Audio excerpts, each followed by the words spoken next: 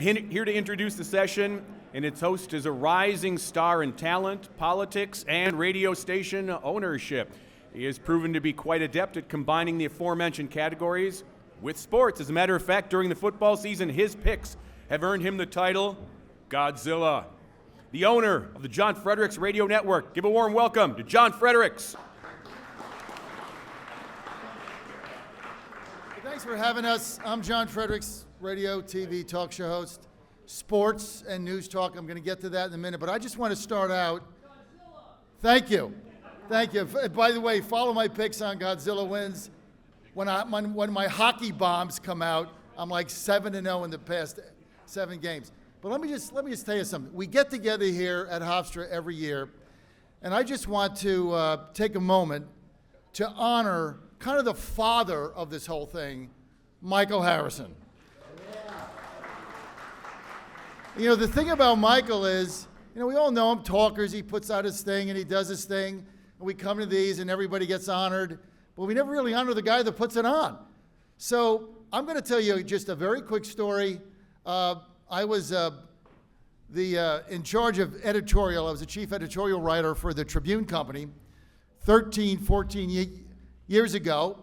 I wrote too many negative editorials on Barack Obama, and so Rahm Emanuel got me fired. So I don't have a job, so I go into radio. I used to go on the shows. I have no idea what I'm doing. So I get the show, and I pay for the time, and I don't have a clue. So I Google, who knows about talk radio? And this guy's name pops up. I don't know him from Adam's cat. So I call up. Barbara Curlin answers the phone. I introduce myself, and I said, look, I got this radio show. I'm buying the time. I just got fired.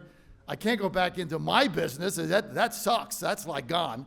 So screw that. So who can help me? So she hooks me up with Michael Harrison. And for the next 5 years, Michael was my mentor. And I'd call him up and I'd say, what should I do about this? How should I do this? He walked me through the business. And I've only been at 13 years, but now we own 15 radio stations. Great show, but it all traces back to Michael Harrison. Michael, I want to thank you for your mentorship.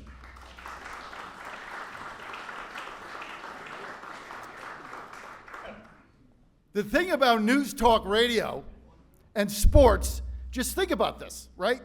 Everybody's talking about news talk, AM, digital. We are the active medium. If you're listening to news talk, you're active. Phone calls are coming in, guests are coming in. You have a relationship. It's an active listenership. Not like you're on satellite radio listening to music, like you're going up the elevator or in the dentist's office. Ad comes on, you tune it off. We're active. You combine news talk with sports. What is sports? Active listening. We carry Steelers, Penguins, things of that nature, a lot of college football, Alabama, WVU. Whatever it is, it's active. 3rd and 10, somebody going back to pass. You're an active listener. This is why it dovetails with news talk. A lot of people have chafed this when news talk. They don't really want to run. Well, we're news. Well, we're conservative. Well, we're whatever. But if you can combine your network with news talk and sports programming, you have a continual line of an active listener. And this is why our ads are successful. All the studies show that those engaged in active listening, the results from your live reads or your advertising is about 10x what you're going to get on the FM country rock station playing 23 straight minutes of music. That's why we get the results. We might not have the penetration. I own 15 stations. I think I'm rated in a couple of them. I'm not paying Nielsen $500,000. Sorry, guys. But it doesn't matter if you can get the results. And that's why combining news talk with sports has been effective. Here, I'll tell you the other thing. Gambling is not going away. Online gambling is real. It is a $1.5 billion industry. And here's what they're all looking for. New customers, new players.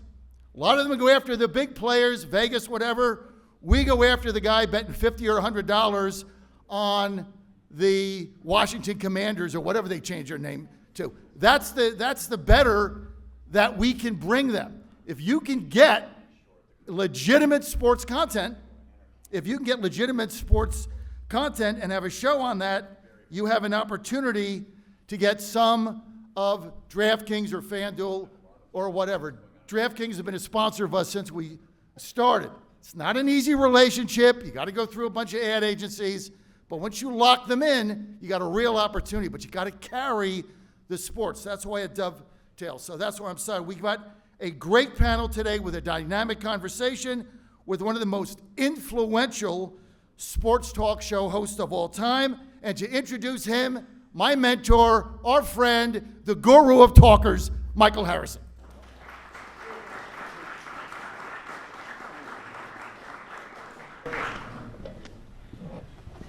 Fred Tetcher and I were trying to figure out how many seats between us would look good. So we decided he's going to start on the last chair and slowly move over until the end when we're going to have a wild relationship.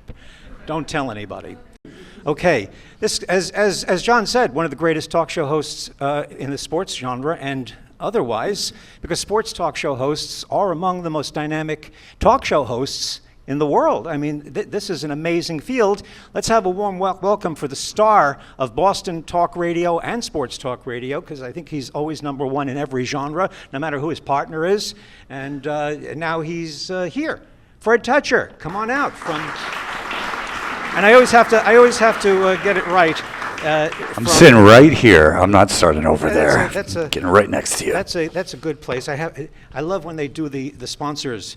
WBZ-FM is 98.5, the Sports Hub, Boston, brought to you by blah, blah, blah, blah, blah, blah, blah, blah, blah. Right.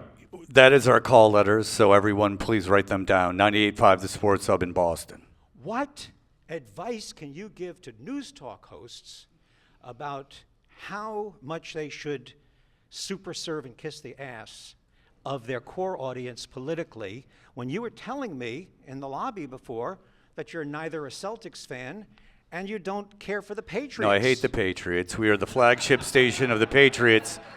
My mother grew up on Long Island, and my father would go leave late in the summer, so I would spend August in Kings Park, Long Island, at my grandparents' house, and my cousins would come over, most of them derelicts. But at the time, I looked up to them because I was very young, and they were older, and they were all Jet fans. So I would go to Shea Stadium to see the Jets because I'm 49. I would go when I was a kid to Shea Stadium to see preseason games. I'm a Jet fan.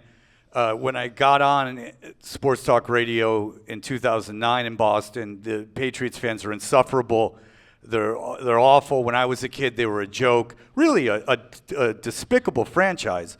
If you think about it, when it was owned by the Razor guy, with the women in the locker room and all those problems, sexist, awful people. So, and then all of a sudden, we're the best.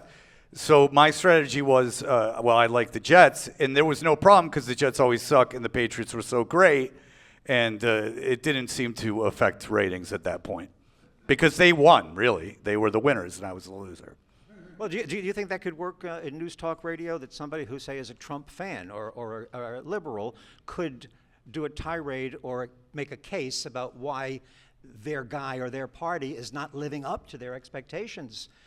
Because that's a big issue in news talk radio. Well, wouldn't that be, I know news and talk is kind of a la carte now, but wouldn't that be far more interesting? I'm not saying that even if you supported someone, there has to be things about their platform or personality that irk you or that you find humorous.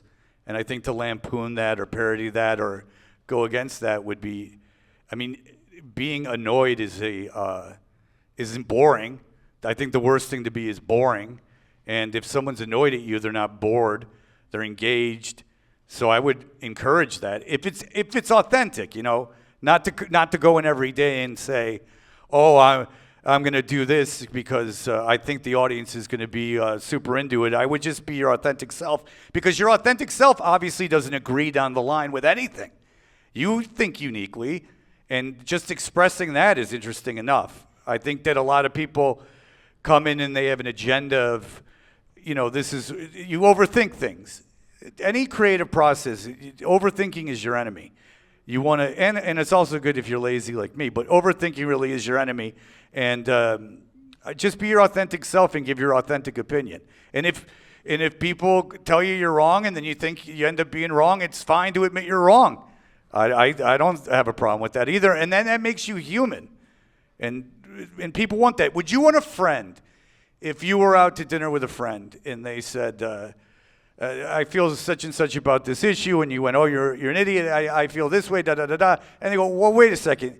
And then they told you told the guy everything that was wrong about his argument. You had all the facts, and he turned around and he went, oh, you know what? Oh, you got a point there. You go, I like that guy. He actually listened. We're actually having a dialogue here where opinions can be changed.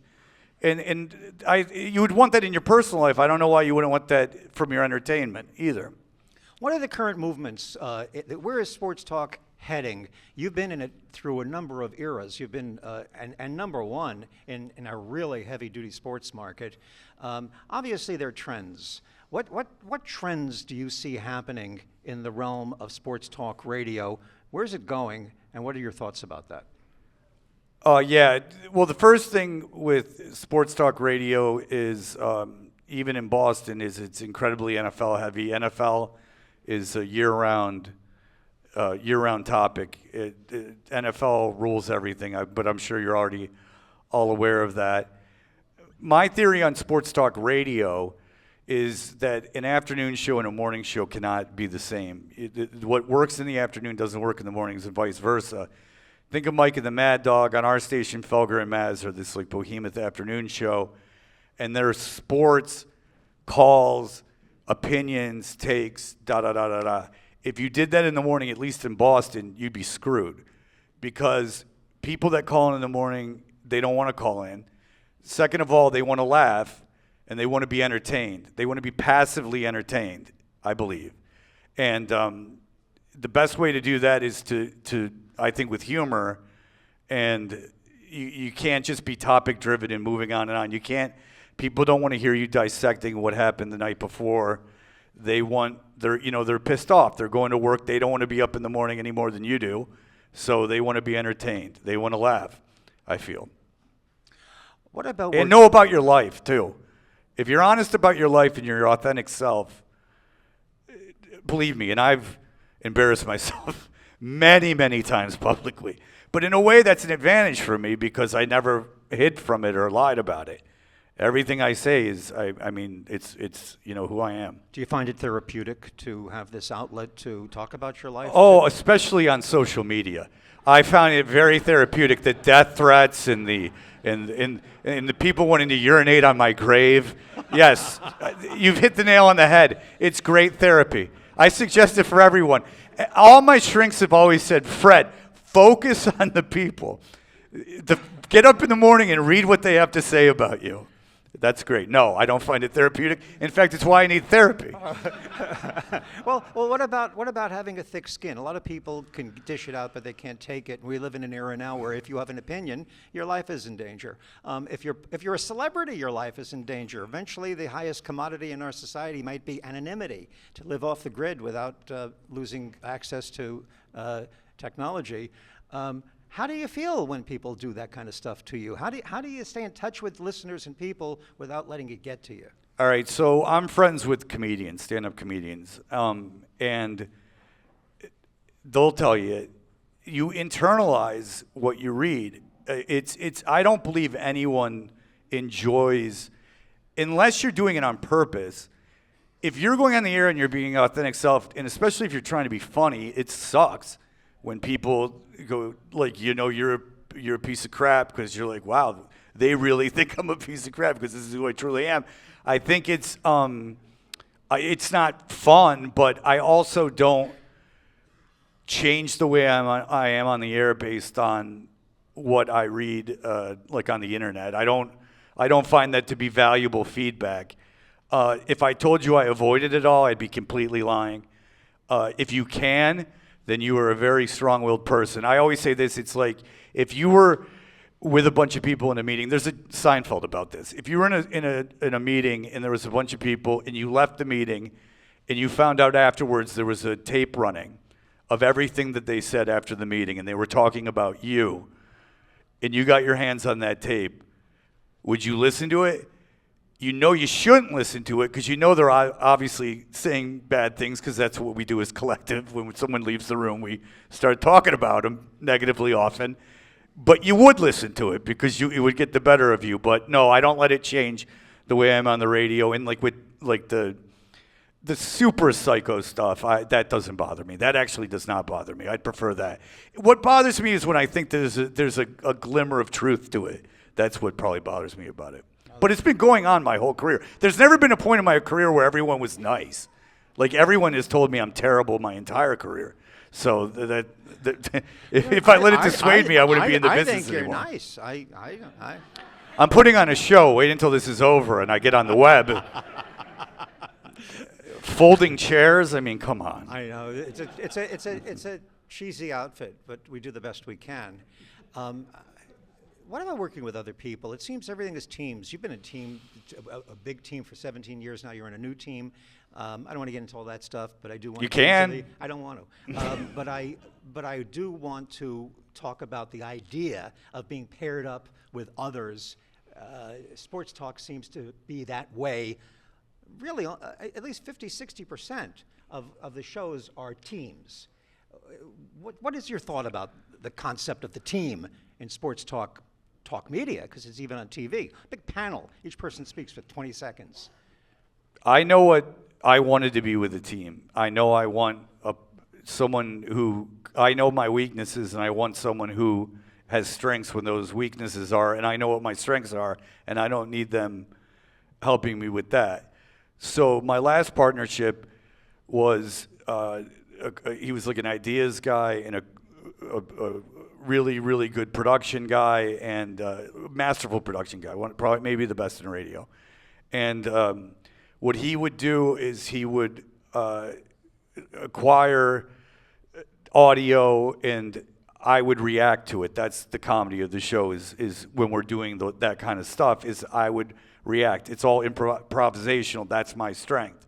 So when he's not around anymore, so the guy that I brought in was a longtime person at the station who has the same strengths, some other strengths that my old partner didn't have, but the same strengths as my old partner, and he knows the job.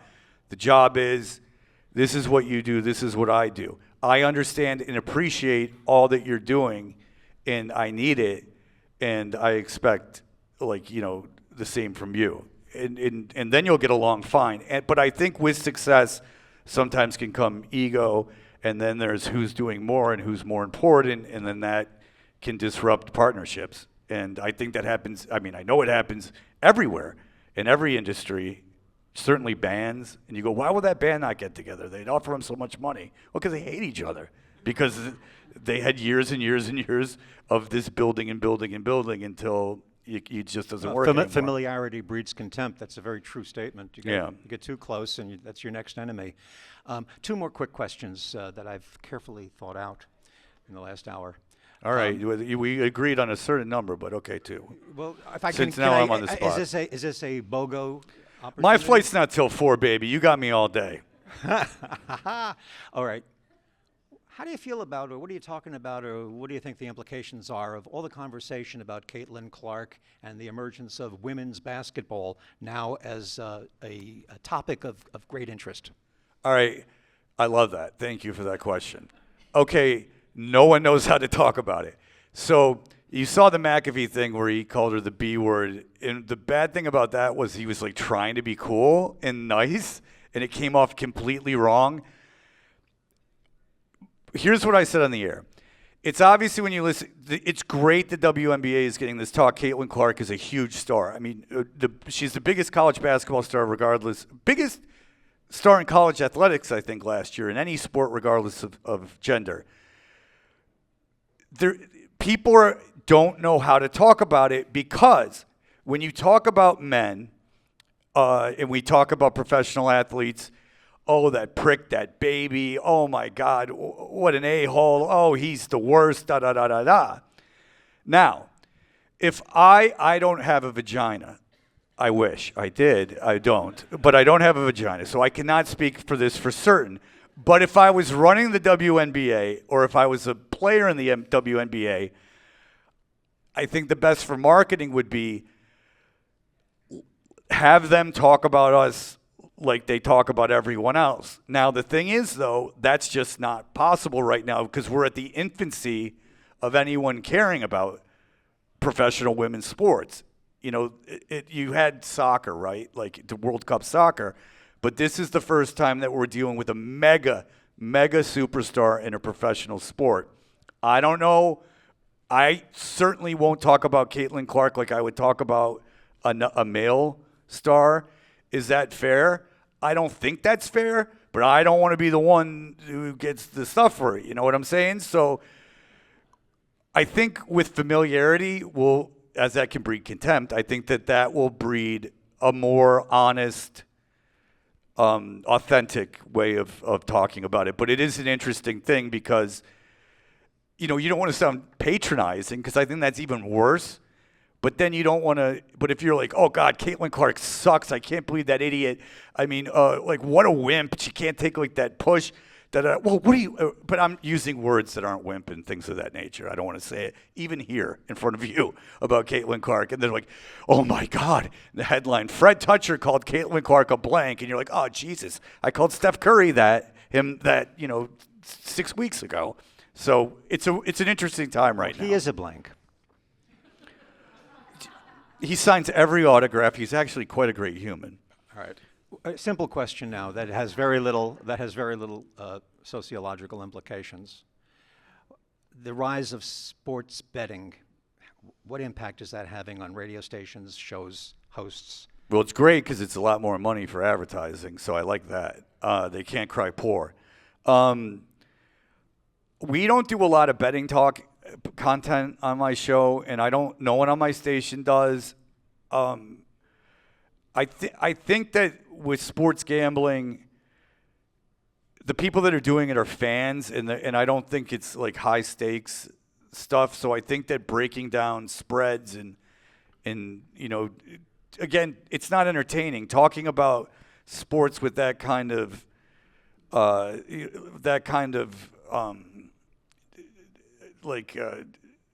analytical talk is really boring.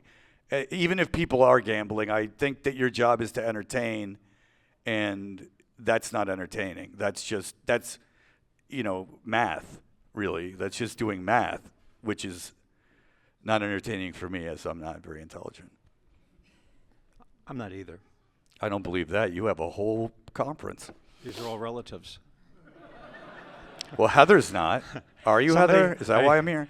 A person that I know of a younger generation went to a Cousin Brucey thing going on at a place where he's playing records and doing dances. And I said, what do you think of Cousin Bruce? What do you think of Bruce Morrow? And she said, he has all his relatives working with him. All his cousins working. So this is my family. And there are a few of them more out there. These are the ones that still believe enough in the business, in themselves, and in each other, in terms of pressing the flesh and looking in the eyes to actually go to a conference. It's really hard to put one of these things on today. No, I know. I was telling you earlier that it's really admirable that you do this, and I know how hard it is when you're putting something together that depends on other people. Yeah. And like, I'm the one who's going to look bad if this doesn't go off well. We'll figure out a way with artificial intelligence to have an audience of avatars. That would be ideal. Believe me. Then I might put on an event if I could do that. Fred Tetcher, I've never spoken to you before. I've never met. We didn't even do much prep other than hello and all that. What a pleasure talking to you. You have an incredible career, and I could see why talking to you. You're really very entertaining, interesting, and informative, and intelligent. Yeah. Fred you Tetcher, hit the nail on the head, my friend. Thank you. And thank you to Hofstra for letting me use the station this morning. It was great.